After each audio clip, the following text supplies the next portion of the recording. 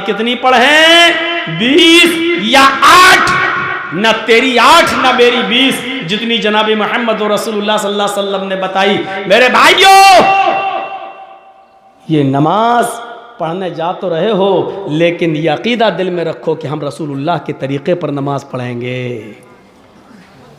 नमाज से पहले वुजू, वुजू से पहले पाकी, आप खुद पाक हों पहले, और फिर छोटी नापाकी क्या है? वुजू। वुजू बनाकर छोटी नापाकी को दूर कर दो, उसके बाद जाइए आप नमाज पढ़ने के लिए। और ये इबादत कैसे करेंगे? जब आप वुजू बनाकर घर से मस्जिद की तरफ निकलेंगे तो अल्लाह ताला हर एक कदम पर तुम्हें एक नेकी देगा, हर कदम पर एक नेकी, और एक गुनाह माफ भी होगा। जैसे एक कदम बढ़ाया एक नेकी मिली और एक गुनाह माफ, दूसरा कदम बढ़ाया एक नेकी मिली और एक गुनाह माफ, तीसरा कदम बढ़ाया एक नेकी मिली और फिर एक गुनाह माफ, चौथा कदम बढ़ाया एक नेकी मिली और एक गुनाह माफ।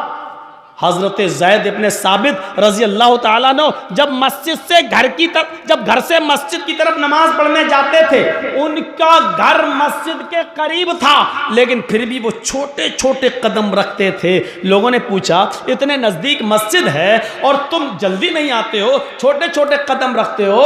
तो उन्होंने यही हदीस पढ़ के सुनाई थी कि अल्लाह के नबी ने फरमाया, तुम में से जब कोई शख्स मस्जिद में नमाज के लिए जाता है तो उसके हर एक कदम पर एक नेकी मिलती है और एक गुनाह माफ हो जाता है। मैं इसलिए छोटे छोटे कदम रखता हूं ताकि मेरे कदम की गिनती ज्यादा हो जाए, मुझे नेकियां ज्यादा मिल जाएं और मेरे गुनाह ज्यादा से ज्यादा मिट जाएं। तो मेरे प्यारे साथियों, ये आपको तभी मिलेगा जब आप घर से वुजू बनाएंगे, और वुजू बनाने के बाद जब घर से निकलेंगे तो हालत वुजू का सवाब, और वुजू में नमाज के लिए जो कदम उठेंगे ये बावुजू होकर जब उठेंगे तो उस पर और ज्यादा सवाब।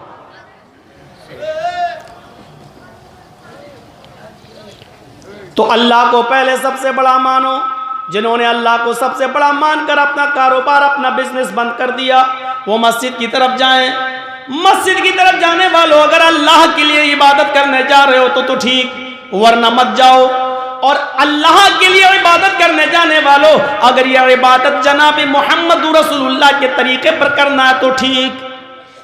अब ये 3 चीजें बताने के बाद अब कहा जा रहा है, सुनो, ये 3 चीजें, अल्लाह को सबसे बड़ा मान लिया और इबादत अल्लाह के लिए करने जा रहे हैं, और यह इबादत नबी के तरीके पर करने का इरादा है, नबी के तरीके पर, नबी ने जैसे बताया है। शाबाश बेटा, ले लो, लो हम बैठ गए, लो।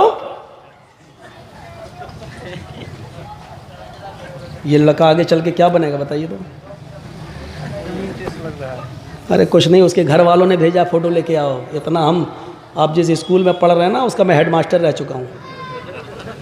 ये बच्चा क्या जाने बेचारा फोटो लेके, उसको किसने भेजा हम लोग सब समझ रहे हैं। चलो, तो हो गया बेटा, वीडियो बना रहे हो क्या?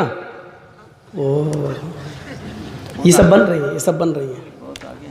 अरे आजकल के बच्चे, अभी शादी कर दो तो 2 बच्चों का बाप बन जाएगा। ये आजकल की औलाद है भैया, आजकल की औलाद।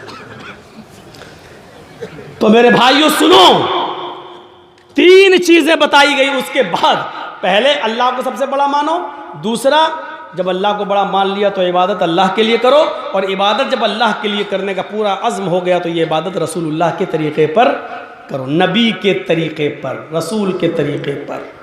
कुछ नहीं चलेगा तेरा। नबी ने 1 रकात में 1 रुकू किया, 1 ही करना है। नबी ने 1 रकात में 2 सजदे किए, 2 ही करना है।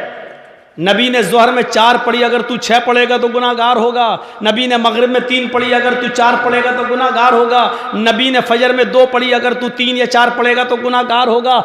नमाज उतनी ही पढ़ना है जितनी जनाबी मोहम्मद रसूलुल्लाह ने बताई है। तो मेरे भाइयों, अगर ये तरीका नबी का मानते हो तो अब ये 3 चीजें जब तुमने मान ली तब कहा जा रहा है हय्या अलस सलाह, अब आओ नमाज के लिए। देखा नमाज के लिए कब बुलाया जा रहा है? पहले ये 3 बातें जब बता दी गई और आपके दिमाग में डाल दी गई। ईमानदारी के साथ बताइए, अजान का ये फलसफा और ये मकसद आज से पहले आपने किससे सुना था?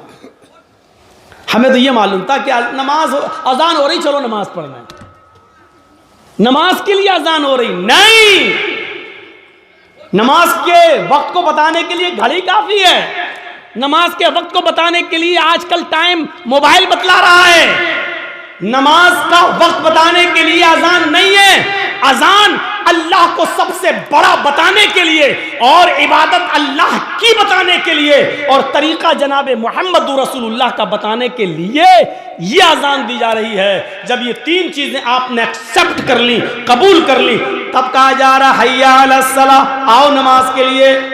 अब ये नमाज तुम्हें भलाई पर पहुंचाएगी, ये नमाज तुम्हारे लिए भलाई का रास्ता खोलेगी। इसलिए क्या कहा जा रहा है, हय्या अलल फलाह, आओ ऐसी नमाज पढ़कर भलाई पर, भलाई के लिए आओ, भलाई के, हय्या अलल फलाह, आओ कामयाबी की तरफ, आओ भलाई की तरफ। यानी जब अल्लाह की इबादत करोगे और रसूल के तरीके पर करोगे तो ये नमाज तुम्हारे लिए भलाई का रास्ता है, ये नजात का जरिया है, ये नजात का जरिया।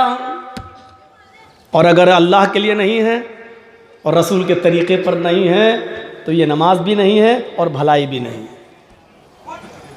भलाई भी नहीं।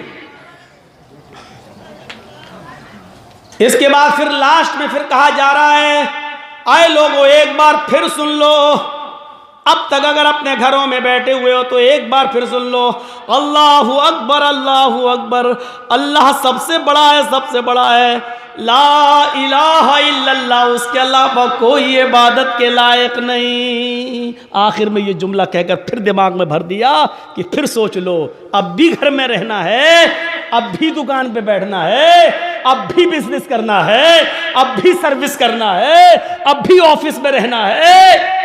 लास्ट में फिर सुन लो कि अल्लाह सबसे बड़ा है। अगर ऑफिस का मालिक निकाल देगा निकाल दे, क्योंकि रोजी वो नहीं देता, रोजी देने वाला अल्लाह है। अच्छा ठीक है, ऑफिस में बैठे हो, उससे रोजी रोटी चल रही है, प्राइवेट जॉब है, अचानक आग लग गई, आपके दोनों हाथ जल गए, अब क्या करोगे बताइए? अब क्या करोगे? अचानक बिल्डिंग टूट गई, गिर गई, दीवार गिर गई, यहां फिसल गए, हमारे दोनों पैर टूट गए, अब क्या करोगे? आप तो ऑफिस को सबसे बड़ा समझे थे ना, इसलिए तो नमाज पढ़ने नहीं आए थे। अब क्या करोगे? सेहत का कबला मर्जिक,